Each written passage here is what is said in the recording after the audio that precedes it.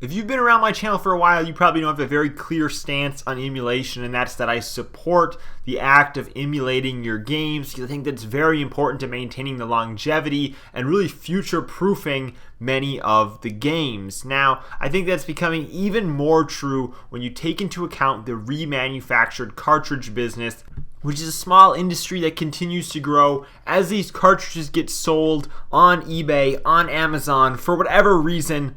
On Etsy, the art selling website, for some reason they're just all over the place on there. Basically what a remanufactured cartridge is, or it's just simpler to call them a fake cartridge, is one that's been created to look like the original. It has a chip in that's a duplicate of the original. However, oftentimes remanufactured cartridges come with a slew of issues down the line because there's not nearly the same degree of quality control on them, and for a lot of games they wind up having issues saving. Now, the most common game to buy remanufactured copies of, whether you know it or not, and I think a lot of people that are buying them, maybe you don't even know it, is Pokemon games on the Game Boy Advance. I'm talking Fire Red, Leaf Green, Sapphire, Ruby, and Emerald. There are so many fake copies of those games out there, and they exist, the fake copies, because there's a market to buy those cartridges.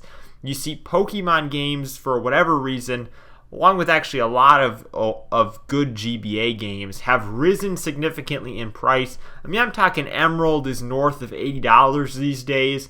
Very expensive to get a legitimate copy of a Pokemon cartridge, and for that reason, obviously, I wish I'd have kept mine. I'm sure that's what a lot of us are thinking, but there's only so many good condition copies of those cartridges out there, and there will continue to be a diminishing quantity of those cartridges as more and more real ones break as the years go on. So because of that, there's this whole industry of people that are remanufacturing fake cartridges to look just like the originals and then sell them for less money, and they're being sold all over the internet, and people are getting them whether they know it or not, and they're finding, that maybe they play for 12 hours and their save file gets corrupted, which obviously is just a kick in the butt to a lot of people. I mean, you just wasted all that time playing the game and then you lost your save file, which, nothing feels much worse than that. Or maybe you want to use, some of the networking trading features on the game, and there'll be different issues with using the trading features because some games won't be able to identify that it is it doesn't pass security checks maybe, or whatever kind of security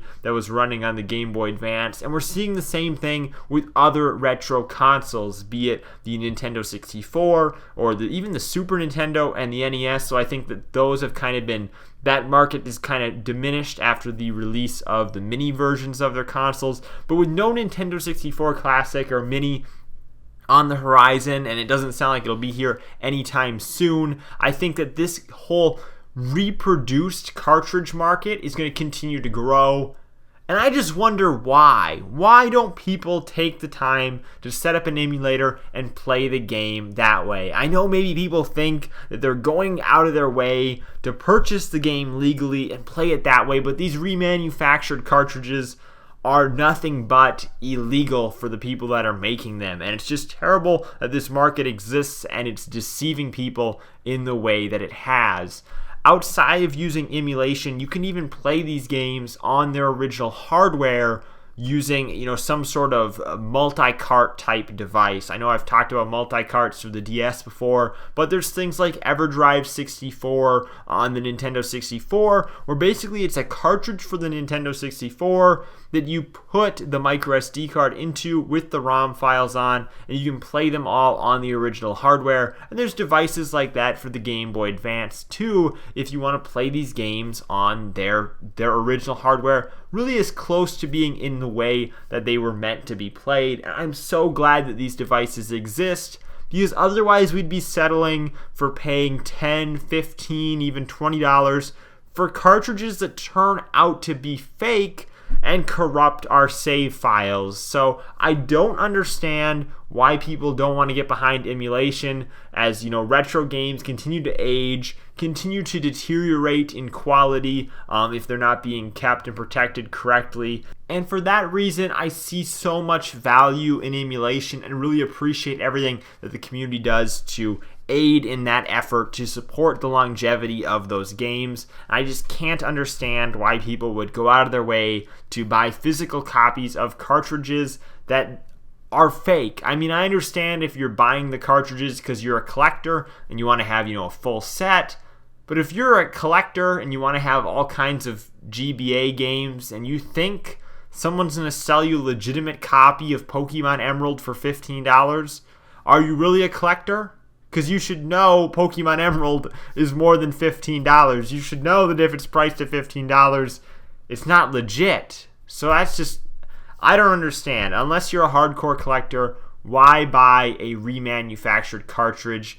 Get yourself a multi-cart or some sort of emulation device to be able to play the game on. Or if you really want to commit to it, buy the original game in a verified sense.